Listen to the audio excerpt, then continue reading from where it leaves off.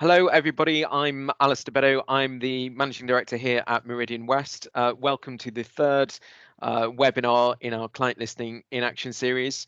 I'm absolutely delighted to say that we've got Kim and Rachel joining us from DAC Beachcrofts today. I'll let them introduce themselves in a moment.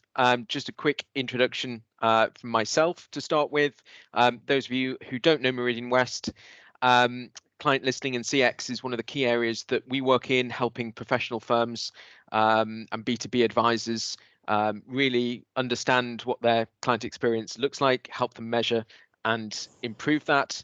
And obviously delighted to be able to bring in the team from DACB today to talk about their experience.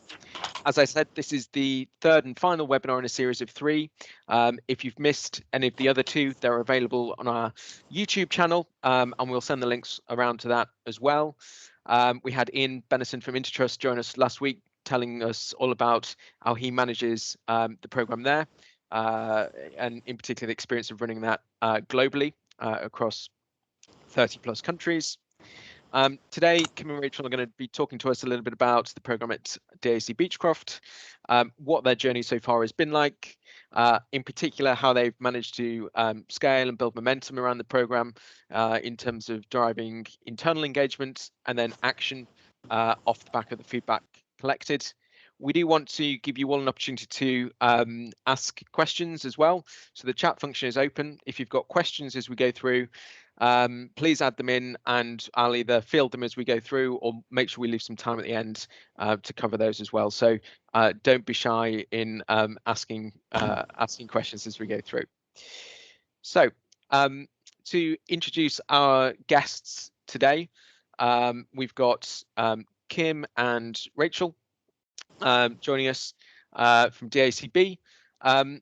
Rachel, do you want to give us a quick intro to yourself, your role, and maybe a little bit about DACB for those who don't know the firm?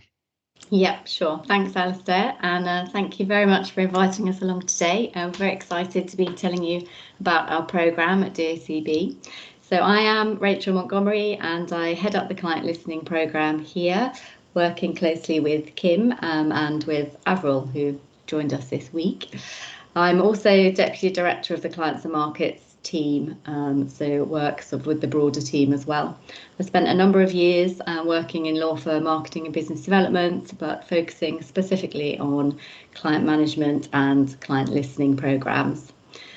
For those of you that don't know DACB, we've got just over 300 partners, so about 2,600 plus colleagues, and we sort of operate across 18 sort of offices across the UK, Europe, LATAM and Asia Pac, and also through our Legal Line Alliance, so sort of UK and international. Great. And Kim, do you want to intro yourself as well? Hi everyone, so I'm Kim Thain. I rejoined DAC Beachcroft about 3 years ago now. I purely focus on client listening for my sins, but my sort of background is in sort of broader client management and business development roles within kind of legal and professional services firms. Great. Well, really excited to have you both with us today. Maybe Rachel, if I could start with you and ask you perhaps just to sketch out a little bit about the context and the history of the CX program at DACB. You know, in particular, I know kind of 5 or so years ago when we started working together, you know, there's an opportunity to kind of relook at that and kind of, I guess, you know, think about a new approach. Tell us a little bit about, you know, the history of that and where that came from. Yeah, sure. Okay, so I think probably like many firms, we had been running a client listening program for a number of years. So our client listening program is part of our broader client engagement program, been running for sort of 15 to 20 years in various forms. When we introduced the client engagement program more recently, we also refreshed our client listening program to bring in a bit more structure to the program.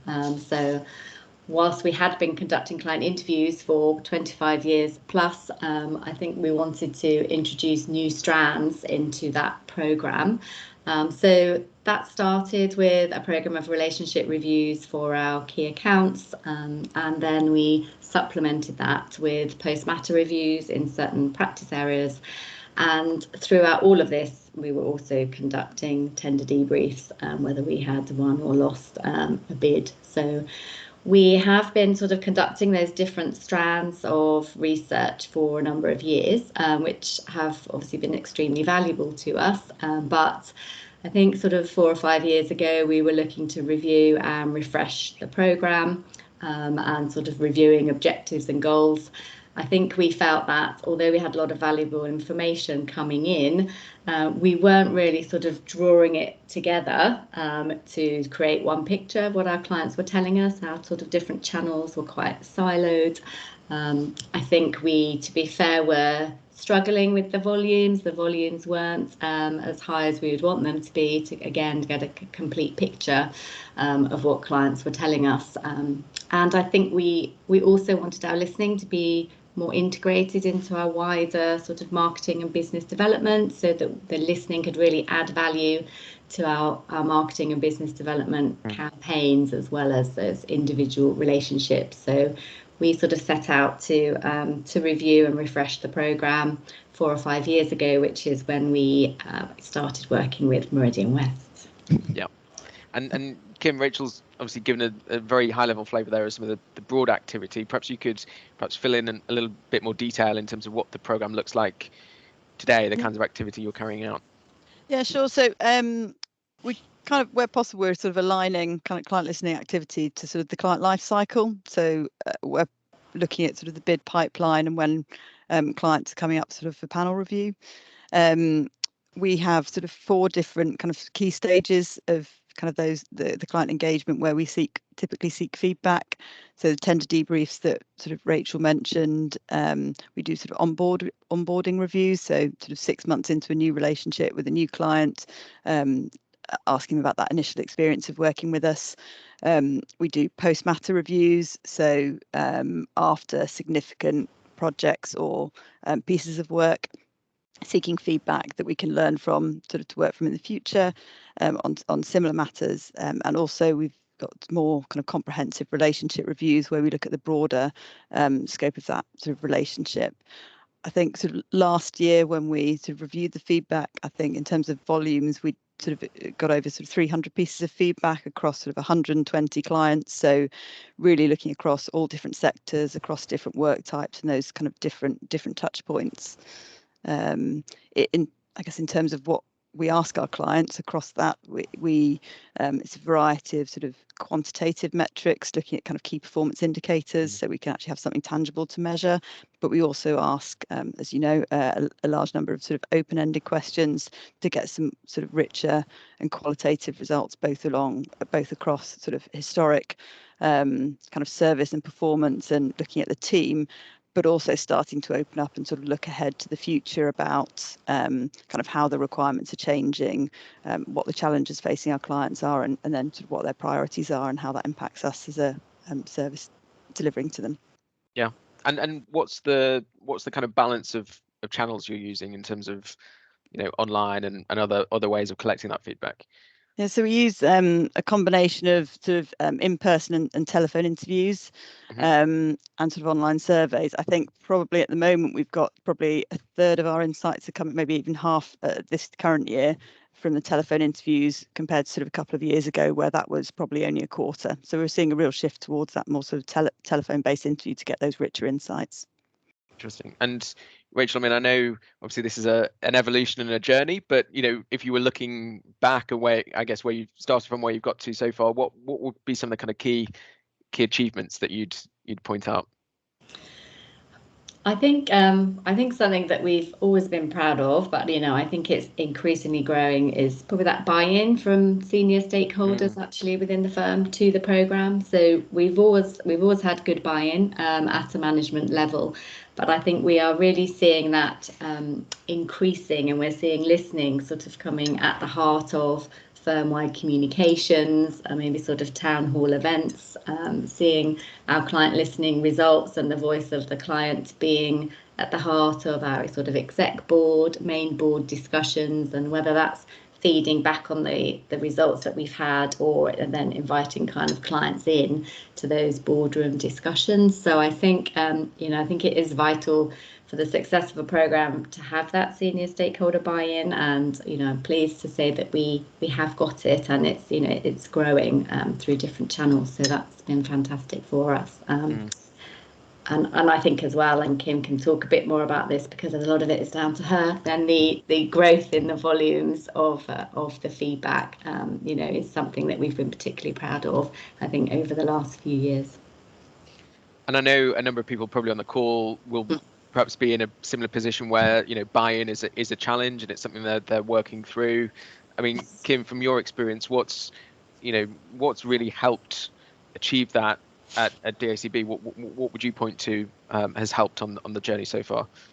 In terms of getting sort of the buy-in from those? Yeah, the buy-in. Those, I think it's interesting. I mean, we are quite fortunate that our kind of senior stakeholders, kind of the exec team, the partners who head up each of those sectors, it's really been they are kind of actively engaged in the programme. So what we see from them is we'll sit down with them regularly to sort of understand what they want from us and how client listening can support, and our kind of insights from clients can support them with their kind of strategic priorities within their sector teams. And we've been able to kind of flex and adapt the client listening or kind of our activity to support that and deliver the insights that they require. So, when we meet with them, it's very much about understanding kind of their priorities, whether that's at an individual client level around kind of some of those panel reviews that are coming up, whether that's around kind of personnel changes within particular clients, and really wanting to use it as an opportunity to build relationships with new senior team members coming in, or whether it's more around kind of emerging service opportunities or subsectors, and how within a kind of client listening team we can support that and speak who are the clients that they want to hear from, how's that going to help and support and inform that sort of service. I think in terms of their kind of engagement and how actively they're working with us, I think so Rachel mentioned in terms of those sort of internal communications and really acting and being quite vocal supporters of the programme. I think it's also on a kind of a individual client level, where we've had feedback, it's kind of helping to celebrate success of individual team members.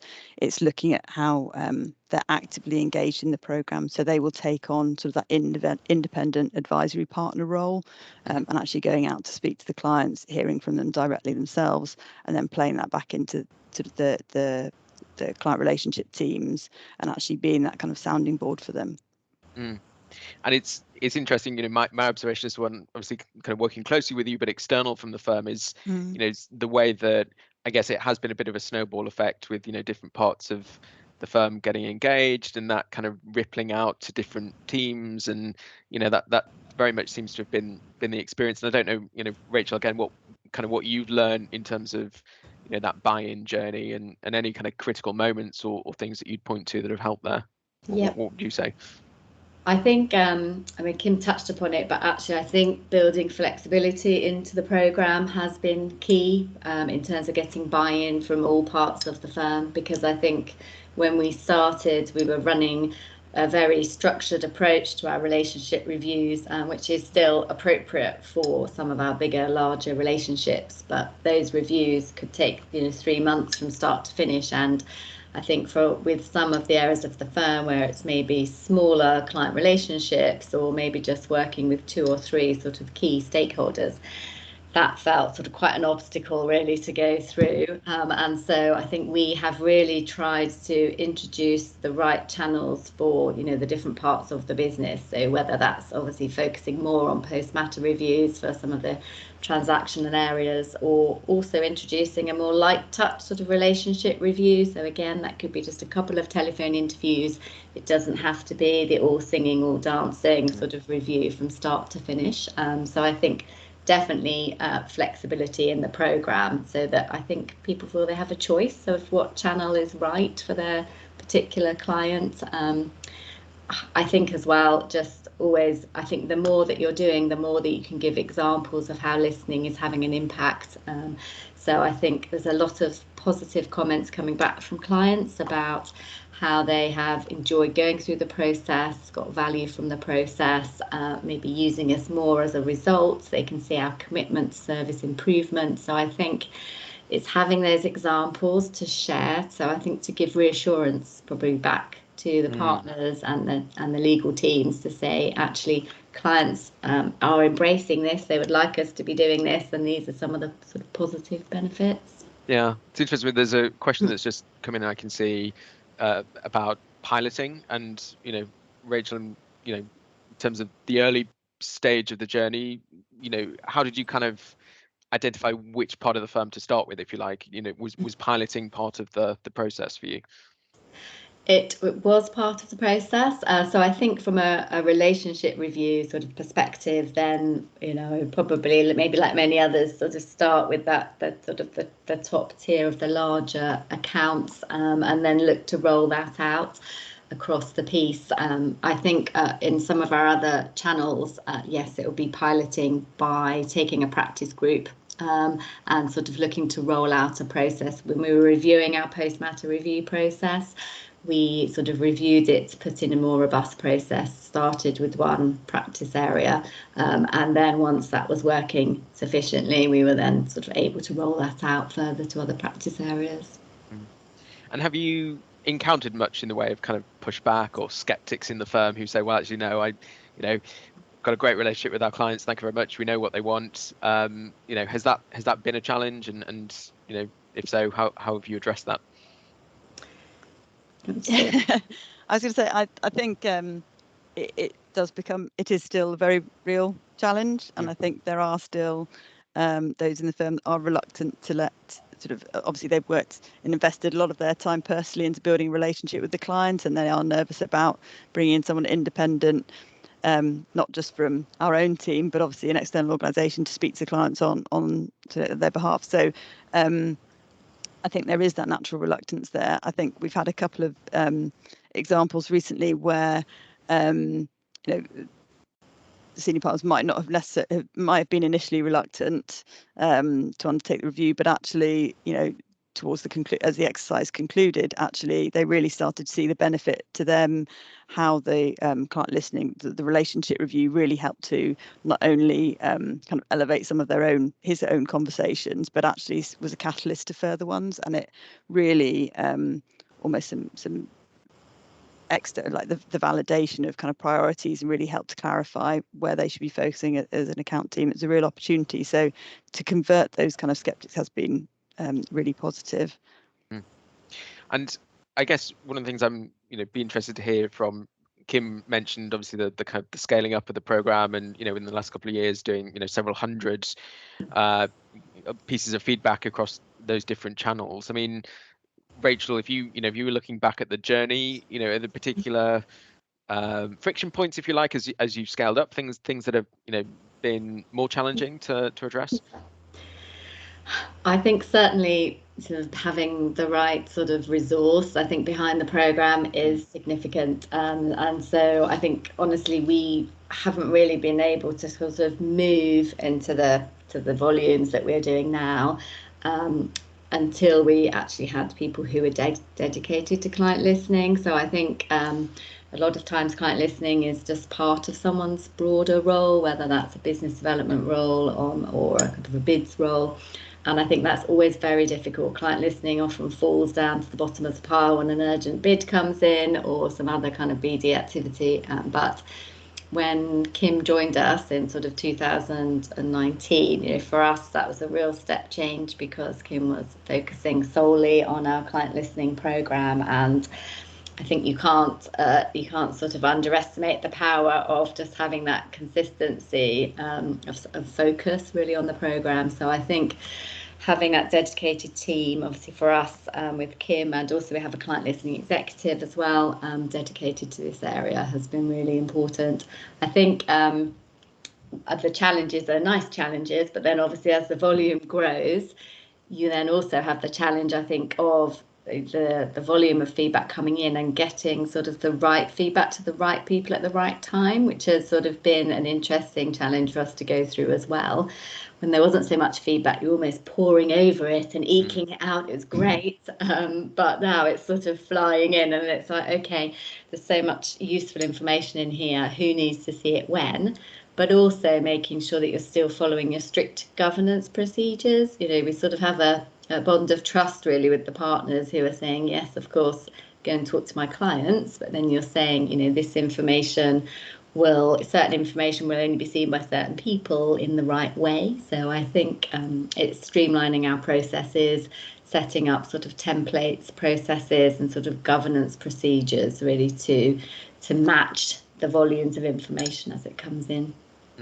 Can I just mention one other point on sort of the resource element? Because I think, whilst yes, it's good to have resource that's dedicated to the programme, actually, I think for me, kind of in terms of that kind of scaling up, it's been much more collaboration with the wider kind of clients and markets function, in particular kind of bids and business development, because I think the more kind of advocates you've got across the business that can actually spread the positive noise, I think that's what's really made a difference. So, you know, these requests for relationship reviews with clients or kind of onboarding reviews, that's very much driven now increasingly from kind of our colleagues across clients and markets, which has been really fantastic.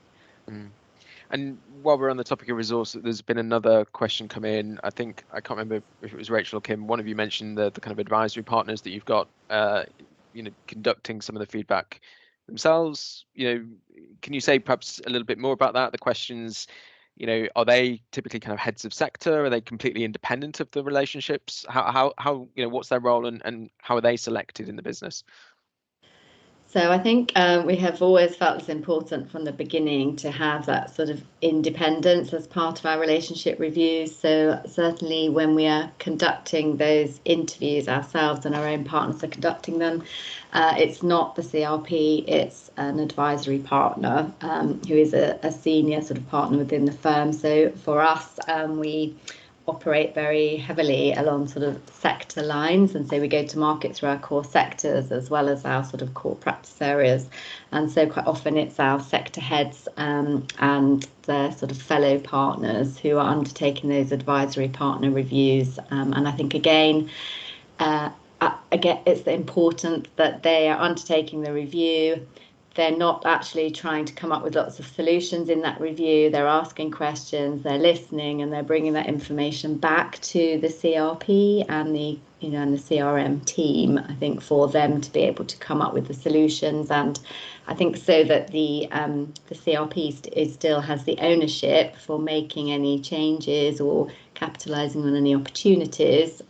So I think the advisory partner role is key, but it's important they do it in the right way. Any thoughts on that, Kim? I think it's just in terms of the structure that we put around those advisory partner meetings has been helpful, and actually using that more. I think we've done a lot, haven't we, in terms of closing the loop of feedback, and actually, you know, when we receive the feedback, it's okay, how are we going to respond? You know, this is what we've heard, this is what we're going to do, and actually using that advisory partner discussion to validate those proposals. And I think that's been absolutely key. But I think the point that Rachel makes around actually it's very much around listening and not an opportunity to offer solutions, and I think that's been absolutely key. And you mentioned around obviously the kind of closing the loop, and you know, in my view, that's a kind of critical element that, you know, a lot of firms get excited about kind of collecting the feedback, but then you realize, well, you know, we're hearing lots of things that we need to action and we need to take forward. You've alluded to a little bit of it already, I think, Kim, but can you maybe just talk a little bit more about, you know, how that is undertaken, what the kind of steps look like there? Yeah, sure. So we ultimately, the kind of the relationship partner is sort of the person sort of responsible and accountable for kind of responding to what we've heard with their clients. So we will obviously immediately share the feedback with the relationship partner, and we will then spend time with the partner and sort of appropriate stakeholders and members of that relationship team to actually say, okay, well, this is what we're hearing from the client.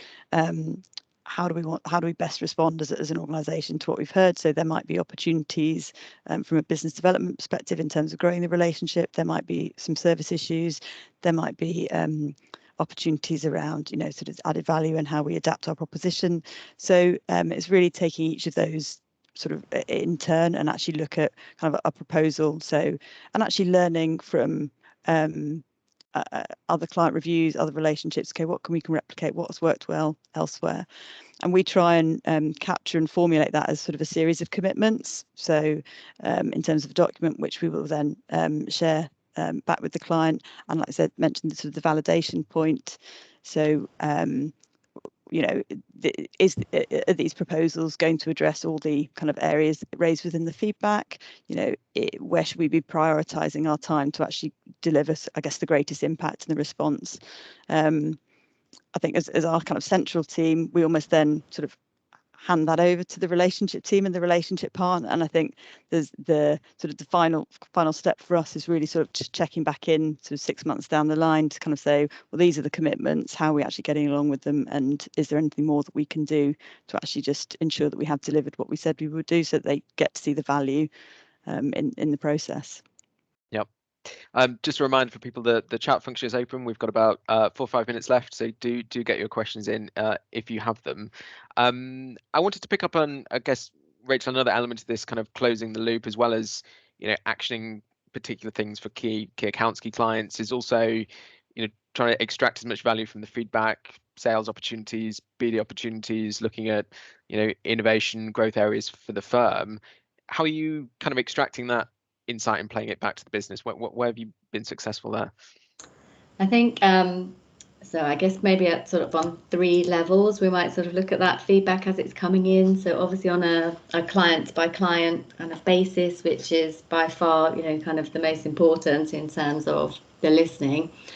Then we have obviously a number of opportunities that might come through to expand the areas of work that we're offering, and I think you always hope that might be the case. Sometimes it is, sometimes it isn't. Sometimes that might be an opportunity that has been talked about previously, but I think actually by going through that formal client listening process, it sort of gives the CRP a platform to actually introduce their colleagues, because they don't need to feel that they're being too pushy. It's actually the client's raised this as part of the client listening. So we've certainly got a number of areas where we've been able to make introductions to other parts of the firm. Then I think the second area really is maybe on a service line level. We can look across clients and we can look at emerging areas, emerging service areas, new products, and we can feed that information obviously into the design of those products or emerging areas that we can see. I think at a third level, it is around maybe some of those bigger areas, like you were talking about from an innovation, technology perspective, or looking at sort of what we're doing as a firm, maybe on ESG. We can actually take the listening and we can look at how we're responding and how we're sort of playing that back to clients. So I think it's providing value to us from a sort of a business development and future opportunities perspective on those 3 levels, really. And Kim, I mean, obviously this is an ongoing journey for DACB. You've got a long way already, but looking ahead, what's the kind of aspiration for the next phase of work? I think first thing I wrote down was it's very much around continuing the journey, continuing what we've started. I think we've really got to focus on, we've worked so hard to get to kind of the volumes that we have to get that sort of insight for the firm, and it's really maintaining that, but it's also looking at kind of the technology that we use to support us on that, because there are challenges around kind of the timeliness. So how do we get the insights back to the business, back to the right stakeholders, enabling us to do that? And we obviously work with you and the Qualtrics platform, which has been fantastic, but there's obviously a lot more we can do in terms of that sort of timeliness. I think we also need to, the majority, I saw a question flash up earlier about sort of the scope, sort of UK international. Obviously the majority of the listening that we do is, as you know, sort of focused on our offices in the UK.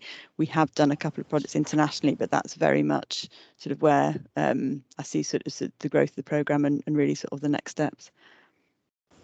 And just as we close, Rachel, any thoughts from you, either I guess on what's next or any other lessons you'd want to highlight from the experience so far? I think just to reiterate, some of what we found for us to be our sort of helped us and key success factors really, which was, I would say, would be around dedicated team, flexibility of the program to meet the different size of relationships, types of relationships, that senior buy-in, and perseverance. Just keep going, I'd say. Yeah, no, I think that's a great sentiment, probably which to wrap up. I know we've got to the 1:30 mark now, so it feels like we could have carried on chatting all afternoon, but it's been delight as always to get your take, and I'm sure people on the call have found it very helpful too. Just as a quick reminder, the other webinars in our series, including this one, will be available on our YouTube. So if you want to kind of rewind and kind of replay the nuggets of wisdom from Rachel and Kim, it'll be there. So we'll send links out to that. But thank you so much for joining us today, Rachel and Kim. Yeah, really appreciate that. Thank you. Thanks, Alastair. Thanks, everyone.